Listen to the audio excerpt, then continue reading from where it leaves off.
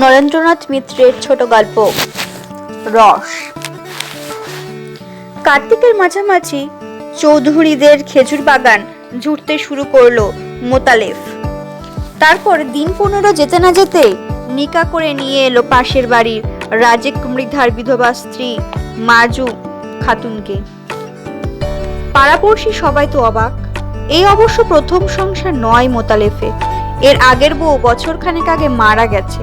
তো 25-26 বছরের জোয়ান পুরুষ মোতালেব। আর মাজু খাতুন 30-এ না পৌঁছলেও তার কাছাকাছি গেছে। ছেলেপুলের ঝামেলা অবশ্য মাজু খাতুনের নেই। মেয়ে ছিল একটি, কাঠিখালি শেখদের ঘরে বিয়ে দিয়েছে। কিন্তু ঝামেলা যেমন নেই তেমনি মাজু খাতুনের আছেই বা কি। বাক্স সিন্দুক ভরে যেন কত সোনাদানা রেখে গেছে রাজেক মৃধা। মাঠ ভরে যেন কত ক্ষেত খামার রেখে গেছে যে তার ওয়ারিশি পাবে মাজু খাতুন। ভাগের ভাগ ভিটার পেয়েছে কাঠাখানি, আর আছে খান একখানি পোড়ো পোড়ো সনের কুড়ে। এই তো বিষয় সম্পত্তি। তারপর দেখতেই বা এমন কি একখানা ডানা কাটা হুড়ির মতো চেহারা। দজ্জাল মেয়ে মানুষের ৮-৬০ শক্ত গরমটুকু ছাড়া কি আছে মাজু খাতুনের, যা দেখে ভোলে পুরুষেরা মন তাদের মুগ্ধ হয়। শিকদার বাড়ির কাজী বাড়ির বউ ঝিরা হাসাহাসি করলো। তুক করছে মাগি, ধুলা পড়া দিচ্ছে চোখে। মুন্সিদের ছোট বউ সাকিনা বলল, দিচ্ছে ভালো করেছে, দেব না? অমন মানুষের চোখে ধুলা পড়া দেওয়ানেরই কাম। খোদা তো পাতা দেয় নাই চোখে, দেখছো তো কেমন টেরাইয়া টেরাইয়া চাই, ধুলা ছিটাইয়া থাকে তো বেশ করছে। কথাটা মিথ্যে নয়। চাউনিটা একটু তেরছা তেরছা মোতালেফের। বেছে বেছে সুন্দর মুখের দিকে তাকায়। সুন্দর মুখের খোঁজ করে ঘোরে তার চোখ। অল্প বয়সী খুবসুরাত চেহারায় একটি বউ আনবে ঘরে। এতদিন ধরে সে চেষ্টায় সে করে এসেছে, কিন্তু দরে পটেনি কারোর সঙ্গে। যারই ঘরে একটু ডাগর গোছে সুন্দর মেয়ে আছে, সেই হেঁকে বসেছে 5-20-7-20। সবচেয়ে পছন্দ হয়েছিল মোতালেফের ফুলবানুকে। চরকান্দার এলেম শেখের মেয়ে ফুলবানু। 18-19 বছর হবে বয়স। রসে টলটল করছে সর্বাঙ্গ, টকবক করছে মন। ইতিমধ্যে অবশ্য 1 হাত ঘুরে এসেছে ফুলবানু।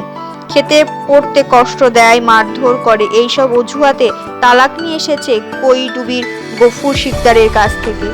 আসলে বয়স বেশি আর চেহারা সুন্দর নয় বলে গফুরকে পছন্দ হয়নি ফুলবানুর। সেই জন্য ইচ্ছা করে নিজে ঝগড়া কোন্দল বাঁধিয়েছে তার সঙ্গে।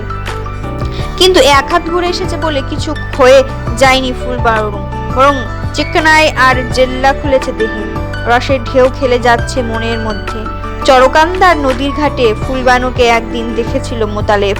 এক নজরেই বুঝেছিল যে সেও নজরে পড়েছে। চেহারা কানা তো বেমানা নয় মোতালেফের। নীল লুঙ্গি পরনে ফর্সা ছিপছিপে চেহারায় চমৎকার খোলতাই হয় তার। তাছাড়া এমন ঢেউ খেলানো টেরিকাটা বাবরি বা এ তল্লাটে কজনের মাথায় আছে? ফুলবানুর সুনজরের কথা বুঝতে বাকি ছিল না মোতালেফের। খুঁজে খুঁজে গিয়েছিল যে এলেম শেখের বাড়িতে, কিন্তু এলেম তাকে আমল দেয়নি। বলেছে গতবার যথেষ্ট শিক্ষা হয়ে গিয়েছে তার, এবার আর না দেখে শুনে যার তার হাতে মেয়ে দেবে না। আসলে টাকা চাই এলেম।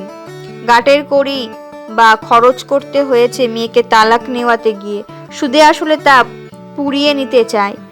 গুনাগার চাই সেই লোকসানের।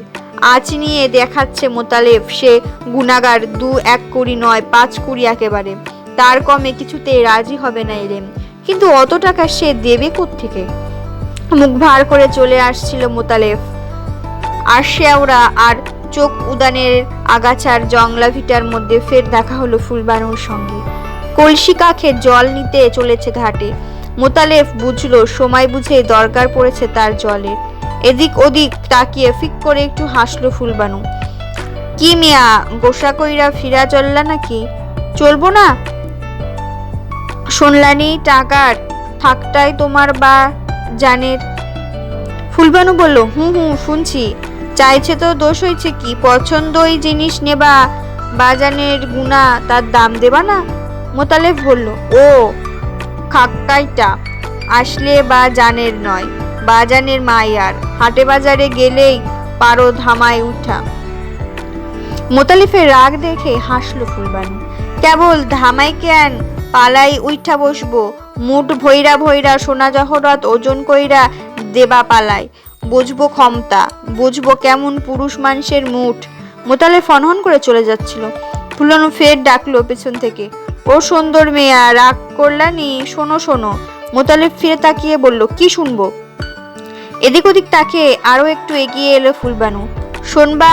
আবার কি শোনবা? মনের কথা শোনো, বাজানের মাইয়া টাকা চায় না, সোনাদানাও চায় না, কেবল মান রাখতে চাই মনের মানুষের তেজ দেখতে চাই, বুঝছো? মোতালেব ঘাড় জানালে, বুঝেছি। ফুলবানু বলল, তাই বইলা অকাম কুকাম কইরো না মেয়া, জমি ক্ষেত বেচে যায়ও না। বেচবার মতো জমি ক্ষেত অবশ্য মোতালেফের নেই, কিন্তু সে গুমর ফুলবানুর কাছে ভাঙলো না। মোতালেব বলল, আচ্ছা, শীতের কয়টা মাস যাউক, তেজও দেখবো, মানও দেখবো, কিন্তু বিবিজানের সবুর থাকবে নি দেখাবার? ফুলবানু হেসে বলল, খুব থাকবে, তেমন বেশবুর বিবি ভাইবো না আমারে। গায়ে এসে আর একবার ধারের চেষ্টা করে মোতালেব। গেল মল্লিক বাড়ি, মুকুজ্জ বাড়ি, শিকদার বাড়ি, মুন্সি বাড়ি, কিন্তু কোথাও সুরাহা হয়ে উঠল না টাকার। নিলে তো আর সহজে হাত উপর করবার অভ্যাস নেই মোতালেফের। ধারের টাকা তার কাছ থেকে আদায় করে নিতে বেজায় ঝামেলা। সাত করে কে পোয়াতে যাবে সেই ঝক্কি। কিন্তু নগদ টাকা ধার না পেলেও শীতের সূচনাতেই পাড়ার 4-5 কুড়ি খেজুর গাছের বন্দোবস্ত পেল মোতালেব। গত বছর থেকে গাছের সংখ্যা বাড়ছিল, এবার চৌধুরীদের বাগানের 1.5 কুড়ি গাছ বেশি হলো। গাছ থেকে কেটে হাঁড়ি পেতে রস নামিয়ে দিতে হবে। অর্ধেক রস মালিকের, অর্ধেক রস তার। মেহনত কম নয়। এক একটি করে এতগুলো গাছের শুকনো মরা ডালগুলো বেছে বেছে আগে কেটে ফেলতে হবে। বালিকা চায় ধার তুলে তুলে জুত সই করে নিতে হবে ছ্যান। তারপর সে ধারালো ছ্যানে গাছের আগা চেঁচে তার মধ্যে নল পুঁততে হবে সরু কঞ্চি ফেরে। সে নলের মুখে লাখ সই করে বাঁধতে হবে মেটে হাড়ি। তবে তো রাত ভরে টুপটুপ করে রস পড়বে সেই হাড়িতে। অনেক খাটুনি, অনেক খেজমত। শুকনো শক্ত খেজুর গাছ থেকে রস বের করতে হলে আগে ঘাম বের করতে হয় গায়ের। এ তো আর মার দুধ নয়, গায়ের দুধ নয় যে বোটাই বানে মুখে দিলেই হলো। অবশ্য কেবল খাটতে জানলেই হয় না, গাছে উঠতে নামতে জানতেও হয় না। গুণ থাকা চাই হাতের। যে ধারালো ছ্যান একটু চামড়া লাগলেই ফিনকি দিয়ে রক্ত ছোটে মানুষের গা থেকে। হাতের গুণে সেই ছ্যানের ছোঁয়ায় খেজুর গাছের ভেতর থেকে মিষ্টি রস চুইয়ে পড়ে। এ তো আর ধান কাটা নয়, পাট কাটা নয় যে কাচির কোচে গাছের গোড়া শুদ্ধ কেটে নিলেই হলো। এর নাম খেজুর গাছ কাটা। কাটতেও হবে, আবার হাত বুলাতেও হবে। খেয়াল রাখতে হবে গাছ যেন ব্যথা না পায়, যেন কোনো ক্ষতি না হয় গাছের। একটু এদিক ওদিক হলে বছর ঘুরতে না ঘুরতে গাছের দফা রফা হয়ে যাবে। মরা মুখ দেখতে হবে গাছের। সে গাছের গুড়িতে ঘাটের পৈঠা ঘরের পৈঠা হবে, কিন্তু ফোটায় ফোটায় সে গাছ থেকে হাড়ির মধ্যে রস ঝরবে না রাত ভরে। খেজুর গাছ থেকে রস নামাবার বিদ্যা মোতালেফের নিজের হাতে শিখিয়েছিল রাজেক মৃধা। রস সম্বন্ধে এইসব তত্ত্বকথা আর বিধিনিষেধ তার মুখে। রাজেকের মতো অমন নাম ডাকওয়ালা গাছি ধারে কাছে ছিল না। যে গাছের প্রায় 12 আনা ডালি শুকিয়ে এসেছে, সেই গাছ থেকেও রস বেরোতো রাজেকের হাতের ছোঁয়ায়। অন্য কেউ গাছ কাটলে যে গাছ থেকে রস পড়তো আধারি, রাজেকের হাত পড়লে সে রস গলা হাড়িতে উঠত। তার হাতে খেজুর গাছ ছেড়ে দিয়ে নিশ্চিত থাকতো গৃহস্থরা। গাছের কোনো ক্ষতি হতো না, রসও পড়তো হাড়ি ভরে। বছর কয়েক ধরে রাজেকের সাকরেদ হয়েছিল মোতালেব। পিছনে পিছনে ঘুরতো, কাজ করতো সঙ্গে সঙ্গে। সাকরেদ 2-4 জন আরো ছিল রাজেকের, শিকদারদের মকবুল, কাজীদের ইসমাইল। কিন্তু মোতালেবের মতো হাত পাখিনি কারো। রাজেকের স্থান আর কেউ নিতে পারেনি তার মতো। কিন্তু কেবল গাছ কাটলেই তো হবে না, কুড়িতে কুড়িতে রসের হাড়ি বয়ে আনলেই তো হবে না। বাঁশের বাখারির ভাড়া ঝুলিয়ে রস জাল দিয়ে গুড় করবার মতো মানুষ চাই। পুরুষ মানুষ গাছ থেকে কেবল রসই পেরে আনতে পারে, কিন্তু উনান কেটে জ্বালানি জোগাড় করা, সকাল থেকে দুপুর পর্যন্ত বসে বসে সেই তরল রস জাল দিয়ে তাতে ঘন পাটালি গুড়ে পরিণত করবার ভার মেয়ে মানুষের ওপর। শুধু কাঁচা রস দিয়ে তো লাভ নেই। রস থেকে গুড় আর গুড় থেকে পয়সার কাঁচা রস যখন পাকা রূপ নেবে তখন সিদ্ধি, কেবল তখনই সার্থক হবে সকল খেজমত মেহনত। কিন্তু বছর 2 ধরে বাড়িতে সেই মানুষ নেই মোতালেফের। ছেলেবেলায় মা মরেছিল, 2 বছর আগে বউ মরে ঘর একেবারে খালি করে দিয়ে গেছে। সন্ধ্যার পর মোতালেফ এসে দাঁড়ালো মাজু খাতুনের ঝাপাটা ঘরের সামনে। জাগনো আছো নাকি মাজি বিবি? ঘরের ভেতর থেকে মাজু খাতুন সাড়া দিয়ে বলল, কেডা? আমি মোতালেব। শুইয়া পড়ছো বুঝি? কষ্ট কইরা উইঠা যদি ঝাপটা একবার খুইলা দিতা, কয়টা কথা কইতাম তোমার সঙ্গে। মাজু খাতুন উঠে ঝাপ খুলে দিয়ে বলল, কথা যে কি কবা তা তো জানি। রসের কাল আইসে আর মনে পইরা গেছে মাজু খাতুনেরে। রস জাল দিয়া দিতে হবে, কিন্তু সেরে 4 আনা কইরা পয়সা দেবা মেয়া, তার কমে পারবো না, গতরে শুকনায়। মোতালেব মিষ্টি করে বলল, গতরের আর দোষ কি বিবি? গতর তো মনের হাত ধইরা ধইরা চলে, মনের সুখী গতরের সুখ। মাজু খাতুন বলল, তা যাই কও তাই কও মেয়া, 4 আনার কমে পারবো না এবার। মোতালেব এবার মধুর ভঙ্গিতে হাসলো। 4 আনা কেন বিবি? যদি 16 আনা দিতে চাই রাজি হবা কি তো নিতে? মোতালেবের হাসির ভঙ্গিতে মাজু খাতুনের বুকের মধ্যে একটু যেন কেমন করে উঠলো, কিন্তু মুখে বলল, তোমার রঙ্গ তামাশা থুইয়া দাও মিয়া, কাজের কথা কবা তো কও, নইলে যাই শুই গিয়া। মোতালেব বলল, সবাই তো রাত তো শুয়া ঘুমাবার জন্যই, কিন্তু শুইলেই কি আর চোখে ঘুম আসে মাজু বিবি? না চাইয়া চাইয়া এই শীতের লম্বা রাত কাটানো যায়। ইশারা ইঙ্গিত রেখে এরপর মোতালেব আরো স্পষ্ট করে খুলে বলল মনের কথা। কোনো রকম অন্যায় সুবিধা সুযোগ নিতে চায় না সে। মোল্লা ডেকে কলমা পড়ে সে নিকা করে নিয়ে যেতে চায় মাজু খাতুনকে। ঘর গেরস্থালির 16 আনা ভার তুলে দিতে চায় তার হাতে। প্রস্তাব শুনে মাজু খাতুন প্রথমে অবাক হয়ে গেল, তারপর একটু ধমকে সুরে বলল, রঙ্গতামাশার আর মানুষ পাইলে না তুমি? কেন, কাঁচা বয়সের মায়েরা পোলার কি অভাব হইছে নাকি দেশে, যে তাগত হইয়া তুমি আসবা আমার দুয়ারে? মোতালেব বলল, অভাব হবে কেন মাজু বিবি? কম বয়সী মায়া পোলা অনেক পাউন যায়, কিন্তু শত হইলেও তারা কাঁচা রসের হাড়ি। কথার ভঙ্গিতে একটু কৌতুক বোধ করলো মাজু খাতুন। বলল, সাচাই নাকি? আর আমি? তোমার কথা আলাদা। তুমি হইলা নেশার কালে তারি আর নাস্তার কালে গুড়, তোমার সাথে তাগো তুলো না। তখনকার মতো মোতালেব বিদায় দিলেও তার কথাগুলি মাজু খাতুনের মন থেকে সহজে বিদায় নিতে চাইল না। অন্ধকার নিঃসঙ্গ শয্যায় মোতালেফের কথাগুলো মনের ভেতরটায় কেবল তোড়পাড় করতে লাগলো। মোতালেফের সঙ্গে পরিচয় অল্প দিনের নয়। রাজেক যখন বেঁচে ছিল তার সঙ্গে সঙ্গে যেন যখন কাজকর্ম করত মোতালেফ, তখন থেকেই এ বাড়িতে তার আনাগোনা, তখন থেকে জানাশোনা দুজনের। কিন্তু সেই জানাশোনার মধ্যে কোনো গভীরতা ছিল না। মাঝে মাঝে একটু হালকা ঠাট্টা তামাশা চলতো, কিন্তু তার বেশি একবারও একথা মনে পড়েনি কারো। মোতালেফের ঘরে ছিল বউ, মাঝ খাতুনের ঘরে ছিল স্বামী। স্বভাবটা একটু কঠিন আর কাঠকোট্টা ধরনেরই ছিল রাজেকের। ভারী কড়া কড়া চাছা ছোলা ছিল তার কথাবার্তা। শীতের সময় কুড়িতে কুড়িতে রসের হাড়ি আসতো মাজু খাতুনের উঠানে, আর মাজু খাতুন সেই রস জাল দিয়ে করত পাটালি গুড়। হাতের গুণ ছিল মাজু খাতুনের। তার তৈরি গুড়ের সের 2 পয়সা বেশি করে বিক্রি হতো বাজারে।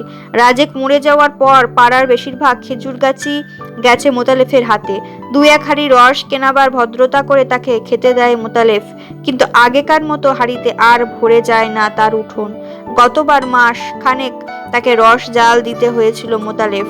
চুক্তি ছিল 2 আনা করে পয়সা দেবে প্রতি সেরে, কিন্তু মাসখানেক পরে সন্দেহ হয়েছিল মোতালেফের মাজু খাতুনের গুড় চুরি করে রাখছে, অন্য কাউকে দিয়ে গোপনে গোপনে বিক্রি করছে সেই গুড়। 16 আনা জিনিস পাচ্ছে না মোতালেফ, ফলে কথান্তর মতান্তর হয়ে সে বন্দোবস্ত ভেস্তে গিয়েছিল। কিন্তু এবার তার ঘরে রসের হাড়ি পাঠাবার প্রস্তাব নিয়ে আসেনি মোতালেফ। মাজু খাতুনকেই নিজের ঘরে নিয়ে যেতে চেয়েছে। এমন প্রস্তাব পাড়ায় আধবুড়োদের দলের আরো করেছে 2-1 জন, কিন্তু মাজু খাতুন কান দেয়নি তাদের কথায়। ছেলে ছোকরাদের মধ্যে যারা একটু বেশি বাড়াবাড়ি রকমের ইয়ার্কি দিতে এসেছে তাদের কান টেনে নেওয়া ভয় দেখিয়েছে মাজু খাতুন। কিন্তু মোতালেফের প্রস্তাব সম্পূর্ণ ভিন্ন ধরনের। তাকে যেন তেমন ভাবে তাড়ানো যায় না। তাকে তাড়ালেও তার কথাগুলো ফিরে ফিরে আসতে থাকে মনের মধ্যে। পাড়ায় এমন চমৎকার কথা বলতে পারে না আর কেউ, অমন খুবসুরত মুখও কারো নেই, অমন মানানসই কথাও নেই কারোর মুখে। মোতালেফকে আরো আসতে হলো 2-1 সন্ধ্যায়। তারপর নীল রঙের জোনাকি শাড়ি পরে রং বেরঙের কাছের চুড়ি হাতে দিয়ে মোতালেফের পেছনে পেছনে তার ঘরের মধ্যে এসে ঢুকলো মাজু খাতুন।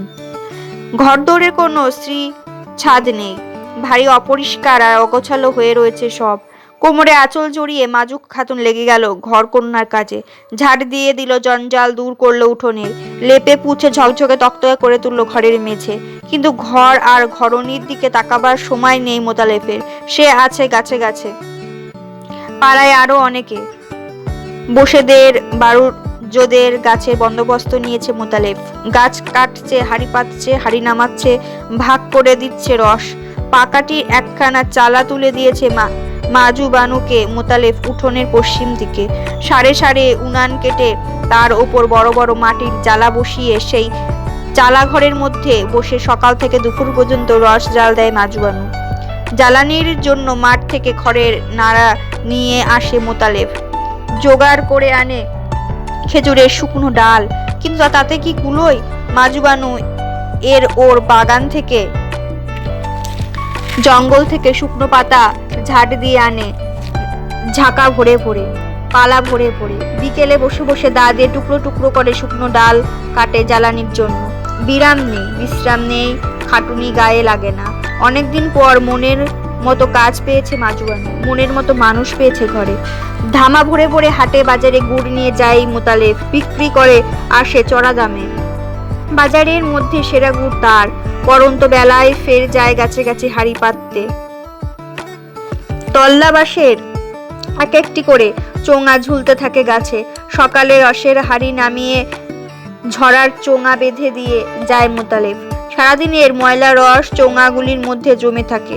চোঙা বদলে গাছ চেঁচে হাড়ি পাতে। বিকেলে এসে চোঙার ময়লা রস ফেলে যায় না।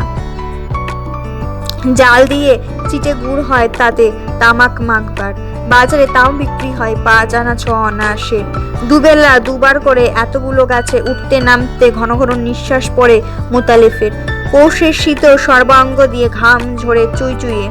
সকালবেলায় রোমশ বুকের মধ্যে ঘামের ফোঁটা চিকচিক করে, পায়ের নিচে দুর্বার মধ্যে চিকচিক করে রাত্রির জমা শিশির। মোতালেফের দিকে তাকিয়ে পাড়াপড়শিরা অবাক হয়ে যায়। চিরকালই অবশ্য খাটিয়ে মানুষ মোতালেফ, কিন্তু বেশি উৎসাহ নিয়ে কাজ করতে, দিনরাত এমন কলের মতো পরিশ্রম করতে এর আগে তাকে দেখা যায়নি কোনো দিন। ব্যাপারটা কি? গাছ কাটা অবশ্য মনের মতো কাজই মোতালেফের, কিন্তু পছন্দরই মনের মানুষ কি সত্যিই এলো ঘরে? সেরা গাছের সবচেয়ে মিষ্টি 2 হাঁড়ি রস আর সের 3 পাটালি গুড় নিয়ে মোতালেফ গিয়ে একদিন উপস্থিত হলো চরকান্দার এলেম শেখের বাড়িতে। সালাম জানিয়ে এলেমের পায়ের সামনে নামিয়ে রাখলে রসের হাঁড়ি, গুড়ের সাজি, তারপর কোচায় ফুটে বাঁধন খুলে বের করলো 5 খানা 10 টাকার নোট। বলল, অর্ধেক আগাম দিলাম মিয়া সাহেব। এলেম বলল, আগাম কিসের? মোতালেফ বলল, আপনার মায়ার। তাজা কর করে নোট বেছে নিয়ে এসেছে মোতালেফ। কোনায় কিনারে চুল পরিমাণ ছিঁড়ে যায়নি কোথাও, কোনো জায়গায় ছাপ লাগেনি ময়লার হাতে। নগদ 50 টাকা। নোটগুলোর ওপর হাত বুলোতে বুলোতে এলেম বলেন, কিন্তু এখন আর টাকা আগাম নিয়ে আমি কি করব মিয়া? তুমি তো শুনলাম নিকা কইরা নিছো রাজ্যে মৃধার কবিলারে। সতীনের ঘরে যাবে কেন আমার মাইয়া? যাইয়া কি ঝগড়া আর চিল্লাচিল্লি করবে? মারামারি কাটাকাটি কইরা মরবে দিন রাতে? মোতালেফ মুচকি হাসলো, বলল, তার জন্য ভাবেন কেন মিয়া সাহেব? গাছে রস যতদিন আছে, গায়ে শীত যতদিন আছে, মাজু খাতুনও ততদিনই আছে আমার ঘরে। দক্ষিণ বাতাস খেললে সব সাফ হইয়া যাবে উইরা। এলেম শেখ জল চৌকি এগিয়ে দিল মোতালেফকে বসতে। হাতের হুকোটা এগিয়ে ধরলো মোতালেফের দিকে। তারিফ করে বলল, মগজের মধ্যে তোমার সাচাই জিনিস আছে মিয়া। সুখ আছে তোমার সাথে কথা কইয়া, কাম কইরা। ফুলবানুকে একবার চোখের দেখা দেখে যেতে অনুমতি পেল মোতালেব। আড়াল থেকে দেখতে শুনতে ফুলবানুর কিছু পাখি ছিল না, তবু মোতালেবকে দেখে ঠোঁট ফুলালো ফুলবানু। বেশবুর কেডা হইল মিয়া, এদিকে আমি রইলাম পচ্চায় আর তুমি ঘরে নিয়ে ঢুকলা আর একজনারে। মোতালেব জবাব দিল, না ঢুকাইয়া করি কি? মানের দায়ে জানের দায়ে বাধ্য হয়ে তাকে ফন্দি খুঁজতে হয়েছে। ঘরে কেউ না থাকলে পানি চুনি দেয় কে? প্রাণ বাঁচে কি করে? ঘরে কেউ না থাকলে রস জাল দিয়ে গুড় তৈরি করে কে? আর সেই গুড় বিক্রি করে টাকা না আনলেই বা মান বাঁচে কি করে? ফুলবানু বলল, বুঝলাম, মানও বাঁচাইলা জানও বাঁচাইলা, কিন্তু গায়ে যে আর একজনের গন্ধ জড়াইয়া রইল তা ছাড়াবা কেমনে? মনে এলো মুখ ফুটে কথাটা বলল না মোতালেব, যে মানুষ চলে গেলে তার গন্ধ সত্যি আর একজনের গায়ে জড়িয়ে থাকে না। তা যদি থাকতো তাহলে সে গন্ধ তো ফুলবানুর গা থেকেও বেরোতে পারতো। কিন্তু সে কথা চেপে গিয়ে মোতালেব ঘুরিয়ে জবাব দিল, বলল, গন্ধের জন্য ভাবনা কি ফুল বিবি? সোডা সাবান দিয়ে দেব বাজার গুনা, ঘাটের পৈঠার পা ঝুইল্লা বসবো তোমারে লইয়া, গতর গুনা ঘষা ঘষা বদগন্ধ উঠাইয়া ফেলাইও। মুখে আঁচল চাপতে চাপতে ফুলবানু বলল, সাচাই নাকি? মোতালেব বলল, সাচা না তো কি মিছা। সুইগা দেখা তখন নতুন মানুষের নতুন গন্ধ ভুরভুর করবে গতর। দক্ষিণা বাতাসে চুলের গন্ধে ফুলের গন্ধে ভুরভুর করবে। কেবল সবুর কইরা থাকো আর দুখান মাস। ফুলবানু আর একবার ভরসা দিয়ে বলল, বেশবুর মানুষ ভাইব না আমারে। যে কথা সেই কাজ মোতালেফের। 2 মাসের বেশি সবুর করতে হলো না ফুলবানুকে। গুড় বেচে আরো 50 টাকার জোগাড় হতেই মোতালেফ মাজু খাতুনকে তালাক দিল। কারণটাও সঙ্গে সঙ্গে পাড়াপড়শিকেও সাড়ম্বরে জানিয়ে দিল। মাজু বিবি স্বভাব চরিত্র খারাপ। রাজেকের দাদা ওয়াহেদ মৃধার সঙ্গে তার আচার ব্যবহার ভারী আপত্তিকর। মাজু খাতুন জিভ কেটে বলল, আওয়াও ছিছি, তোমার গতরই কেবল সুন্দরমতি মিয়া, ভিতর সুন্দর না। এত শয়তানি, এত ছলচাচড়ি তোমার মনে? গুড়ের সময় পিঁপড়ার মতো লাইগা ছিল, আর গুড় যাই ফুরাইলো অমনি দূর দূর। কিন্তু অত কথা শুনবার সময় নেই মোতালেফের, ধৈর্যও নেই। আমের গাছে বোল ভরে উঠলো, গাব গাছের ডালে ডালে গজালো তামাটে রঙের কচি কচি নতুন পাতা। শীতের পরে এলো বসন্ত, মাজু খাতুনের পরে এলো ফুলবানু। ফুলের মতোই মুখ, ফুলের গন্ধ তার নিঃশ্বাসে। পাড়াপড়শি বলল, এবার মানাইছে, এবার সাচাই বাহার খুলছে ঘরে। ফুর্তির অন্ত নেই মোতালেফের মনে। দিনভর কিষান কামলা খাটে, তারপর সন্ধ্যা হতে না হতে এসে আঁচল ধরে ফুলবানুর। ধুইয়া দাও তোমার রান্ধন বারণ ঘর গেরস্তালি, কাছে আইসে বসো আইসা। ফুলবানু হাসে, সবুর সবুর, এ কমাস কাটাইলা কি কইরা নিয়া? মোতালেব জবাব দেয়, খেজুর গাছ লইয়া। নিবিড় বাহুবেষ্টনের মধ্যে দম প্রায় বন্ধ হয়ে আসে ফুলবানুর। একটু নিঃশ্বাস নিয়ে হেসে বলে, তুমি আবার সেই গাছের কাছে ফিরা যাও, গাছের আদর গাছেই সইতে পারে। মোতালেব বলে, কিন্তু গাছের কাছেই যে গাছের রস 2-4 মাসেই ফুরায় ফুলজান, কেবল তোমার রসই বছরে 12 মাস চইয়া চইয়া পড়ে। মাজু খাতুন ফের গিয়ে আশ্রয় নিয়েছিল রাজেকের পোড়ো পোড়ো সনের কুড়োয়। ভেবেছিল আগের মতোই দিন কাটবে, কিন্তু দিন যদি বা কাটে, রাত কাটে না। মোতালেব তার সর্বনাশ করে ছেড়েছে। পাড়াপড়শিরা এসে সাড়ম্বরে সালঙ্কারে মোতালেব আর ফুলবানুর ঘরকন্যার বর্ণনা করে। একটু বা সকৌতুক তিরস্কারের সুরে বলে, না, বউ বউ কইরা পাগল হইয়া গেল মানুষটা, যেখানে যাই বউ ছাড়া আর কথা নাই মুখে। বুকের ভেতরটা জ্বলে ওঠে মাজু খাতুনের। মনে হয় সেও বুঝি হিংসায় পাগল হয়ে যাবে, বুক ফেটে মরে যাবে সে। দিন কয়েক পরে রাজেকের বড় ভাই ওয়াহেদ নিজে এলো সম্বন্ধ। বউটার দশা দেখে ভারী মায়া হচ্ছিল তার। নদীর ওপারে তালকান্দায় নাদির শেখের সঙ্গে দোস্তি আছে ওয়াহেদের। এক মল্লায় নৌকা বায় নাদির। মাসখানেক আগে কলেরায় তার বউ মারা গেছে। অপগণ্ড ছেলে মেয়ে রেখে গেছে অনেকগুলি, তাদের নিয়ে ভারী মুশকিলে পড়েছে বেচারা। কম বয়সী ছুরি টুরিতে দরকার নেই তার, সে হয়তো পটের দিবি সেজে থাকবে, ছেলে মেয়ে যত্নআত্তি করবে না কিছু। তাই মাজু খাতুনের মতো একটি ভারী কি ধীরবুদ্ধি গৃহস্থ ঘরের বই তার পছন্দ, তার উপর নির্ভর করতে পারবে সে। মাজু খাতুন জিজ্ঞেস করলো, বয়স কত হবে তার? ওয়াহেদ জবাব দিল, তা আমাগো বয়সই হবে 51। মাজু খাতুন খুশি হয়ে ঘাড় নেড়ে জানালো, হ্যাঁ ওই রকমই তার চাই, কম বয়সে তার আস্থা নেই, বিশ্বাস নেই যৌবনকে। তারপর মাজু খাতুন জিজ্ঞেস করলো, গাছই না তো সে, খাজুর গাছ কাটতে যায় না তো শীতকালে?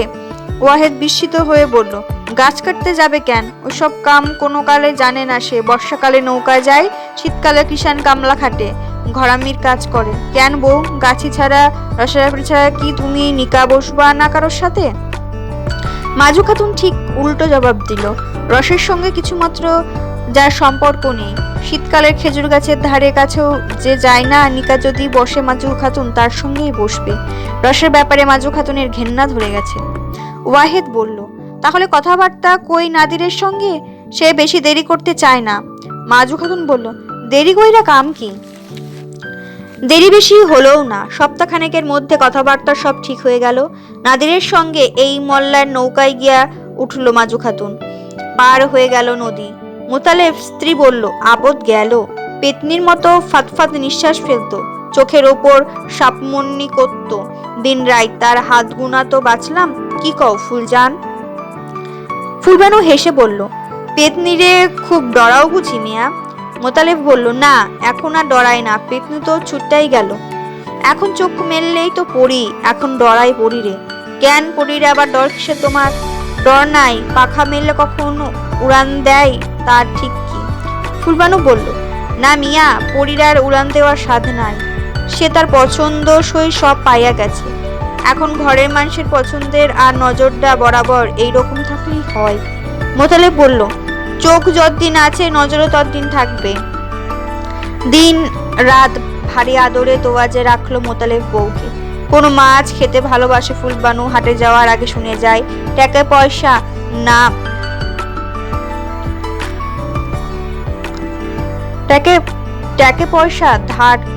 টাকা পয়সা না থাকলেও কারো কাছ থেকে পয়সা ধার করে কেনে সেই মাছ। ডিমটা, আনাজটা, তরকারিটা যখন যা পারে হাট বাজার থেকে নিয়ে আসে মোতালেব। ফি হাটে আনে পান, সুপারি, খয়ের মশলা। ফুলবানু বলে, অত পান আনো কেন? তুমি তো বেশি ভক্ত না পানের, দিন রাত খালি ফুরুত ফুরুত তামাক টানো। মোতালেব বলল, পান আনি তোমার জন্য, দিন ভৈরা পান খাবা, খাইয়া খাইয়া ঠোঁট রাঙাবা।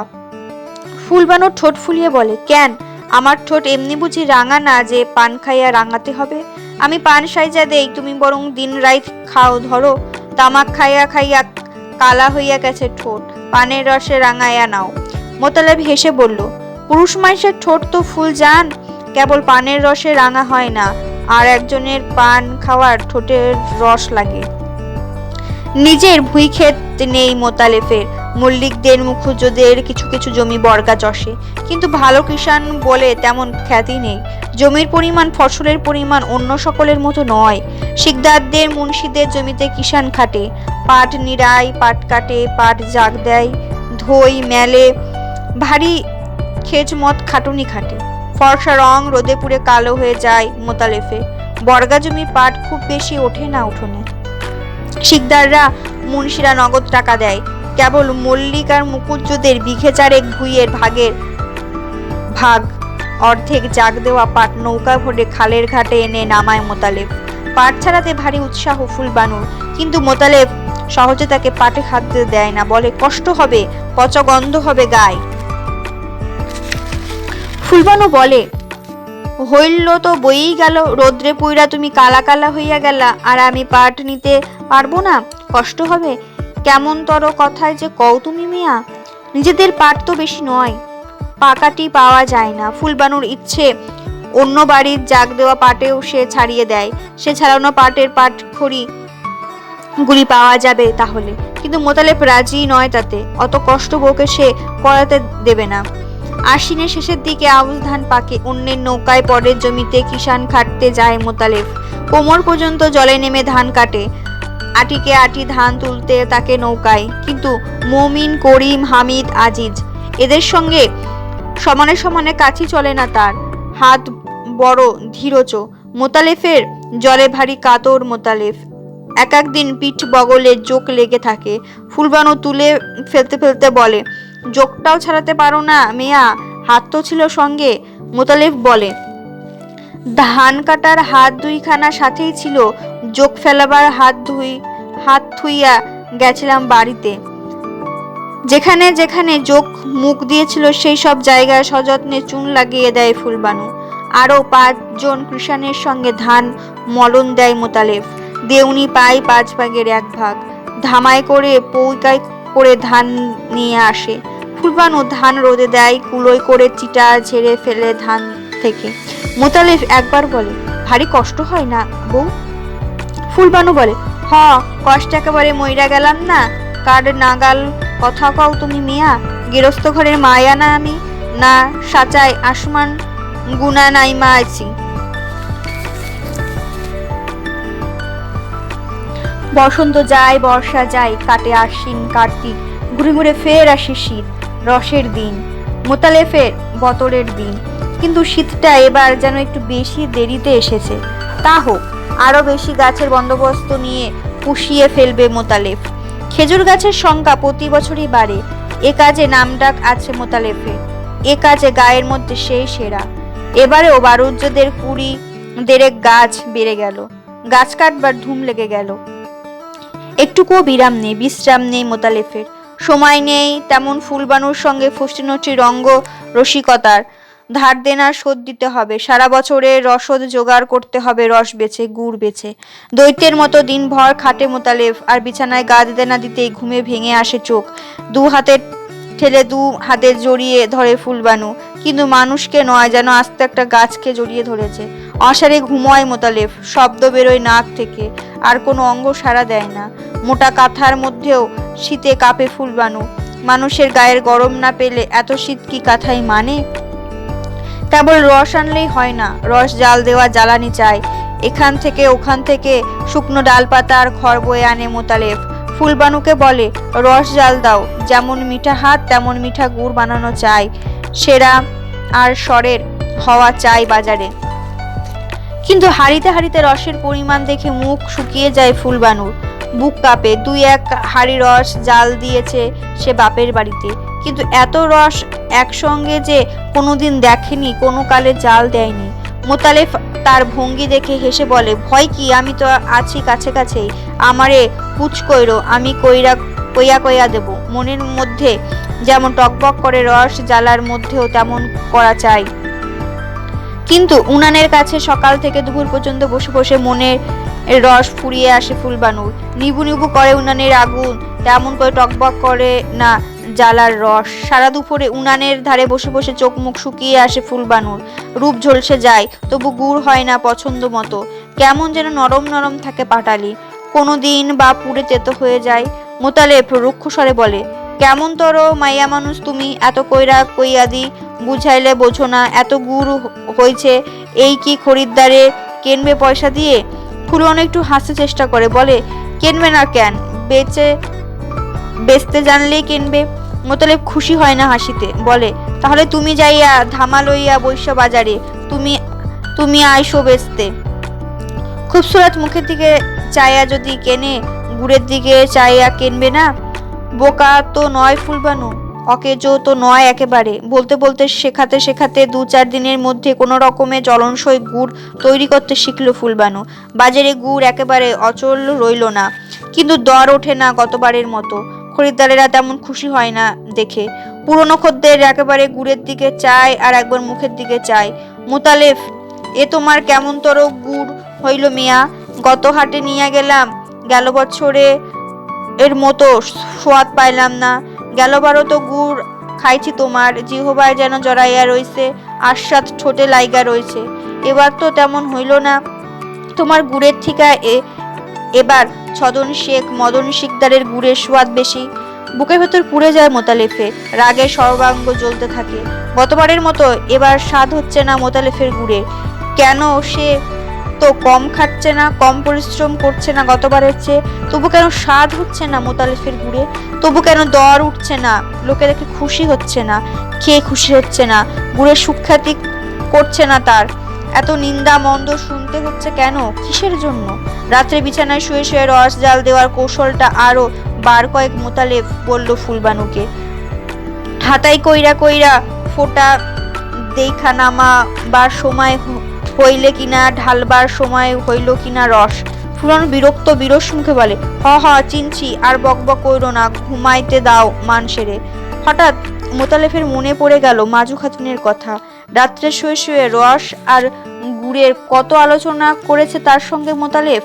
মাজু খাতুন এমন করে মুখ ঝামটা দেয়নি, অস্বস্তি জানায়নি ঘুমের ব্যাঘাতের জন্য। সাগ্রহে শুনেছে, সানন্দে কথা বলেছে।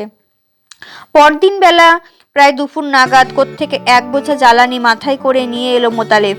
এনে রাখলো সেই পাকাটির চালার দোরের কাছে। কিরকম গুড় হতেছে আজ ফুলবানু! কিন্তু চালার ভেতর থেকে কোনো জবাব এলো না ফুলবানুর। আরো একবার ডেকে সাড়া না পেয়ে বিস্মিত হয়ে চালার ভেতরে মুখ বাড়ালো মোতায়েফ, কিন্তু ফুলবানুকে সেখানে দেখা গেল না। কিরকম গন্ধ আসছে যেন ভেতর থেকে। জ্বালার মধ্যে ধরে গেল নাকি গুড়? সাড়ে সাড়ে গোটা পাঁচে এক জ্বালার রস জাল হচ্ছে, টকবক করছে রস জ্বালার মুখে।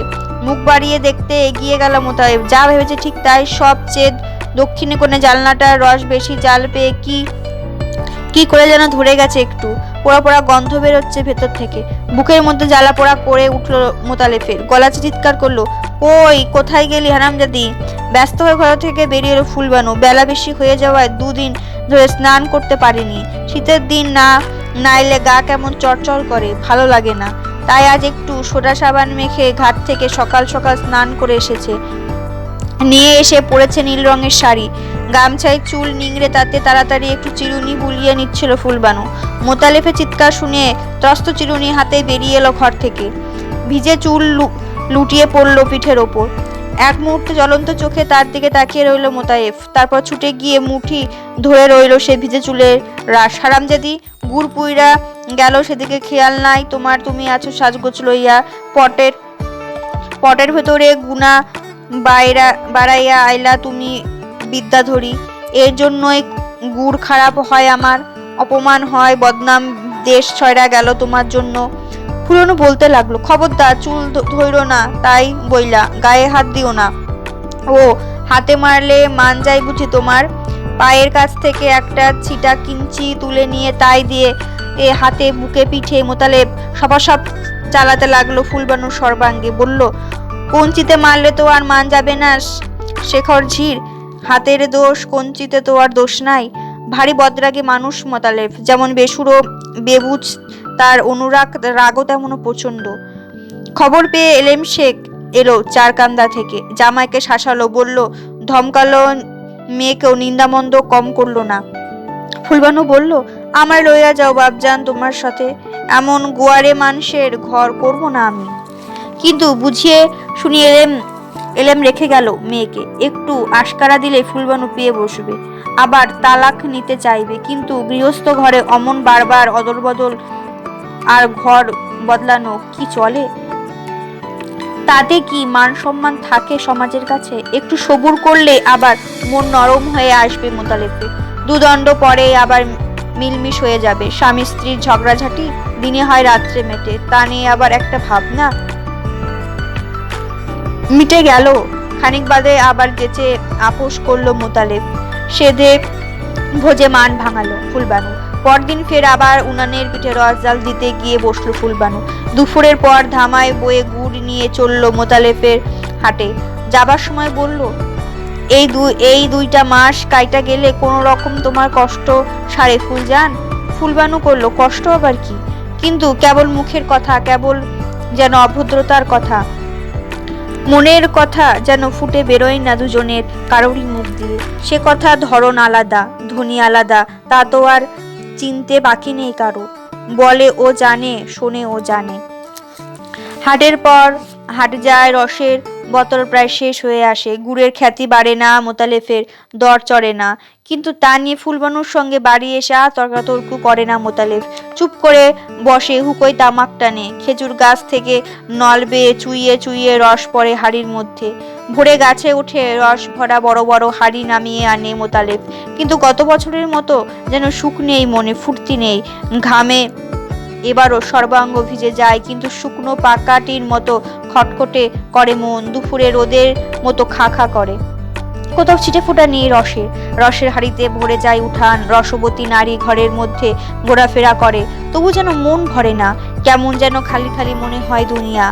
একদিন হাটের মধ্যে দেখা হয়ে গেল নদীর পাড়ে নাদির শেখের সঙ্গে। সেলাম মিয়া সাহেব। আলেকম আসলাম। মোতালেব বলল, ভালো তো সব? চাওয়াল পান ভালো তো? মাজু খাতুনের কথাটা মুখে এনেও আনতে পারলো না মোতালেব। নাদের একটু হেসে বলল, হ মিয়া, ভালোই আছে সব। খোদার দয়ায় চইলা যাইতেছে কোনো রকম সকমে। মোতালেব একটু চুস্ত করে বলল, ছাওয়াল পানের জন্যই শের 2-3 গুড় লইয়া যান না মিয়া, ভালো গুড়। নাদির হেসে বলল, ভালোই তো, আপনার গুড় তো কোনো কালে খারাপ হয় না। হঠাৎ ফস করে কথাটা মুখ থেকে বেরিয়ে যায় মোতালেবের, না মিয়া, সে দিনকাল আর নাই। অবাক হয়ে নাদির এক মুহূর্ত তাকিয়ে থাকে মোতালেবের দিকে। এ কেমনতর ব্যাপারী, গুড় বেচতে এসে নিজের গুড়ের নিন্দা কি কেউ নিজে করে? নাদির জিজ্ঞাসা করে, কত কইরা দিয়েছেন? দামের জন্য কি 2 সের গুড় দিলাম আপনার পোলাপানের খাইতে, কয়ন জানি চাচাই দিছে। নাদির ব্যস্ত হয়ে বলে, না না, সে কি মিয়া, আপনার বেচবার জিনিস দাম না দিয়া নেব কেন আমি? মোতালেব বলল, আচ্ছা নিয়া তো যায় নাই, খাইয়া দেখেন, দাম না হয় সামনের হাটে দিবেন। বলতে বলতে কতগুলো যেন মুখে আটকে যায় মোতালেবের। এবারও জিনিস কাটাবার জন্য বলতে হয় এসব কথা, গুড়ের গুণপনার কথা ঘোষণা করতে হয় খদ্দেরের কাছে, কিন্তু মনে মনে জানে কথাগুলো কত মিথ্যা। পরের হাটে এসে খদ্দের আর পারতপক্ষে গুড় কিনবে না তার কাছ থেকে, ভিড় করবে না তার গুড়ের ধামার সামনে। অনেক বলা কওয়ায় 1 সেরের গুড় কেবল বিনা দামে নিতে রাজি হয় নাদির, আর বাকি 2 সেরের পয়সা গুনে দেয় জোর করে মোতালেবের হাতের মধ্যে। মাজু খাতুন সব শুনে আগুন হয়ে ওঠে রেগে, ও গুড় ছাওয়াল পান রে, খাওয়াতে চাও খাওয়াও, কিন্তু আমি ও গুড় ছোবো না হাত দিয়া। তেমন বাপের বিটি না আমি, 1 হাট যাই। নাদির আর ঘেঁষে না মোতালেবের গুড়ের কাছে। মাজু খাতুন নিষেধ করে দিয়েছে নাদিরকে, খবরদার ওই মানুষের সাথে যদি ফের খাতির নাতির করো, আমি চইলা যাব ঘর গুনা। রাত পোহাইলে আমারে আর দেখতে পাবা না। মনে মনে মাজু খাতুনকে ভারী ভয় করে নাদির। কাজে কর্মে সরসে কথায় বার্তায় বেশ, কিন্তু রাগলে আর কাটকে থাকে না বিবির। দিন কয়েক পরে একদিন ভোরবেলায় 2টি সেরা গাছে সবচেয়ে ভালো 2 হাঁড়ি রস নিয়ে নদীর ঘাটে গিয়া খেয়া নৌকায় উঠে বসলো মোতালেব। ঝাপটানো কুল গাছটার পাশ দিয়ে ঢুকলো নিয়ে নাদিরের উঠোনে। বাড়ি আছেন নাকি মিয়া? হুকো হাতে নাদির বেরিয়ে এলো ঘর থেকে। কেডা? ও আপনি? আসেন আসেন, আবার রস নিয়ে আসেন কেন মিয়া সাব? মোতালেবকে আমন্ত্রণ জানালো বটে নাদির, কিন্তু মনে মনে ভারী শঙ্কিত হয়ে উঠল মাজু খাতুনের জন্য। যে মানুষের নামগন্ধ শুনতে পারে না বিবি, সে মানুষ নিজেই এসে সশরীরে হাজির হয়েছে, না জানি কি কেলেঙ্কারিটাই ঘটায়। যা ভেবেছে নাদির তাই। বাখারির বেড়ার ফাঁক দিয়ে মোতালেবকে দেখতে পেয়েই স্বামীর ঘরের ভেতরে ডেকে নিল মাজু খাতুন। তারপর মোতালেবকে শুনিয়ে শুনিয়ে বলল, যাইতে কও এ বাড়ি গুনা, এখনো নাইমা যাইতে কও, একটু কি সরম ভরম নাই মনের? কোন মুখে উইঠা আইসা এখানে? নাদির ফিসফিস করে বলে, আস্তে আস্তে একটু গলা নামাইয়া কথা কও বিবি, শুনতে পাবে। মানুষের বাড়ি মানুষে আইসে অমন কইরা কথা কয় নাকি? কুকুর বিড়ালদেরও তো অমন কইরা খেদায় না মানুষে। মাজু খাতুন বলল, তুমি বুঝবা না মেয়া, কুকুর বিড়াল থেকেও অধম থাকে মানুষ, শয়তান থেকেও সাংঘাতিক হয়। পুচ করো রস খাওয়াতে সে আইলো আমারে, একটুও ভয় ডর নাই মনে, একটুও কি লাজ শরম নাই? একটা কথা মৃদু স্বরে বলছিল না মাজু খাতুন, তাই সব কথায় কানে যাচ্ছিল মোতালেফের। কিন্তু আশ্চর্য, এত কঠিন এত রূঢ় ভাষাও যেন তাকে ঠিক আঘাত করছিল না, বরং মনে হচ্ছিল এত নিন্দামন্ত এত গালাগাল তিরস্কারের মধ্যে কোথাও যেন একটু মাধুর্য মিশে আছে। মাজু খাতুনের তীব্র কর্কশ গলার ভেতর থেকে আহতা বঞ্চিতা নারীর অভিমান রুদ্ধ কণ্ঠের আমেজ আসছে যেন একটু একটু। ছ্যানের খোঁচায় নলের ভেতরে দিয়া ফোটায় ফোটায় চুইয়ে চুইয়ে পড়ছে রস। দাওয়ায় উঠে রসের হাড়ি 2টি হাত থেকে মাটিতে নামিয়ে রেখে মোতালেব নাদিরকে ডেকে বলল, মিয়া সাহেব শুনবেন একটু? নাদির লজ্জিত মুখে ঘর থেকে বেরিয়ে এসে বলল, বসেন মিয়া বসেন, ধরেন তামাক খান। নাদিরের হাত থেকে হুকোটা হাত বাড়িয়ে নিল মোতালেব, কিন্তু সঙ্গে সঙ্গেই মুখ লাগিয়ে টানতে শুরু করলো না। হুকোটা হাতে ধরে রেখে নাদিরের দিকে তাকিয়ে বলল, আমার হয়ে একটা কথা কন বিবিরে। নাদির বলল, আপনিই কন না, দোষ কি তাতে? মোতালেব বলল, না আপনিই কন, কথা কবার মুখ আমার নাই। কন যে মোতালেব মিয়া খাওয়াবার জন্য আনে নাই রস, এইটুকু বুদ্ধি তার আছে। নাদির কিছু বলবার আগে মাজু খাতুন ঘরের ভিতর থেকে বলে উঠল, তয় কিসের জন্য আইছে? নাদিরের দিকে তাকিয়ে তাকিয়ে জবাব দিল মোতালেব, বলল, কন যে আনছে জাল দিয়া 2 সের গুড় বানাইয়া দেওয়ার জন্য। সেই গুড় ধামাই কইরা হাটে নিয়ে যাবে মোতালেব মিয়া, নিয়া বেচবে অচেনা খদ্দেরের কাছে। এবছর 1 ছটাক পছন্দসই গুঁড়ো সে হাটে বাজারে বেচতে পারে নাই, কেবল গাছ বাওয়া সার হয়েছে তার। গলাটা যেন ধরে এলো মোতালেফের। নিজেকে একটু সামলে নিয়ে সামনের দিকে তাকিয়ে আরো কি বলতে যাচ্ছিল। বাখারির বেড়ার ফাঁকে চোখ পড়ল কালো বড় বড় আর দুটি চোখ ছলছল করে উঠেছে। চুপ করে তাকিয়ে রইল মোতালেফ। আর কিছু বলা হলো না। হঠাৎ যেন হুঁশ হলো নাদির শেখের। বলল, ও কি মিয়া, হুকাই যে কেবল ধইরা রইলেন, হাতে তামাক খাইলেন না? আগুন নিবা গেল কইলকার।